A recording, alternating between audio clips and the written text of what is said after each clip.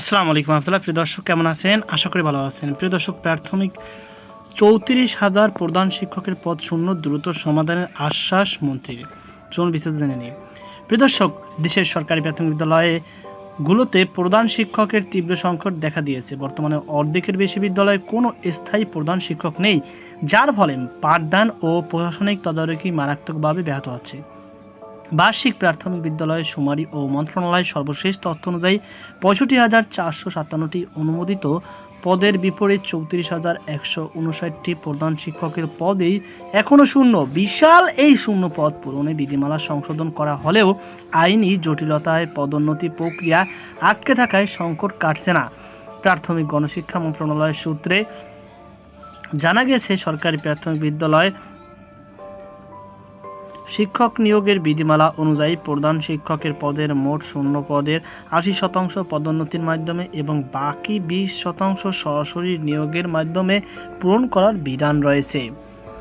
গত বছর এই বিধিমালা চূড়ান্ত করা হলেও সিংহভাগ পদোন্নতি যোগ্য পদের জট খুলছে না। একটি চলমান মামলার কারণে ফলে যোগ্যতা সম্পন্ন হাজার হাজার সহকারী শিক্ষক পদোন্নতির সব শর্ত পূরণ করেও দায়িত্ব পাচ্ছে না। দ্রুত সমাধানের আশ্বাস প্রতিমন্ত্রীর।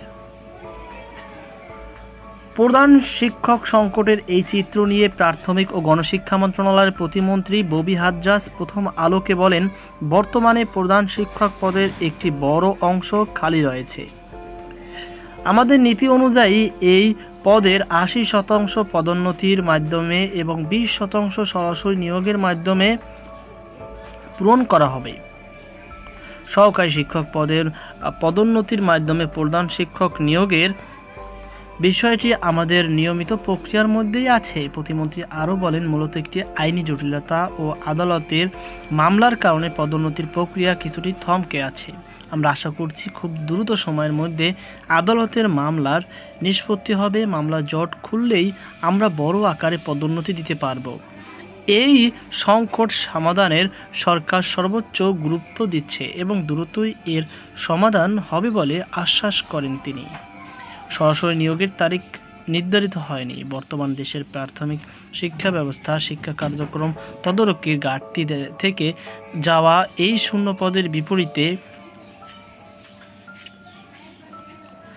পিএসসির মাধ্যমে সরাসরি নিয়োগের জন্য মাত্র ১,১২২টি পদের বিজ্ঞপ্তি দেওয়া হয়েছে। যদিও এই সামান্য পদের বিপরীতে আবেদন করেছে প্রায় ৭ লাখ চাকরি প্রার্থী, অর্থাৎ একটি পদের জন্য লড়বে ৬২৪ জন। গত বছরের অক্টোবর মাসে এই আবেদন প্রক্রিয়া শেষ হলেও এখন পর্যন্ত পরীক্ষার তারিখ নির্ধারিত হয়নি। পিএসসি জানিয়েছে, এই বিশাল আবেদনকারীদের পরীক্ষা আয়োজনে করা একটি বড় কারিগর ও প্রশাসনিক চ্যালেঞ্জ।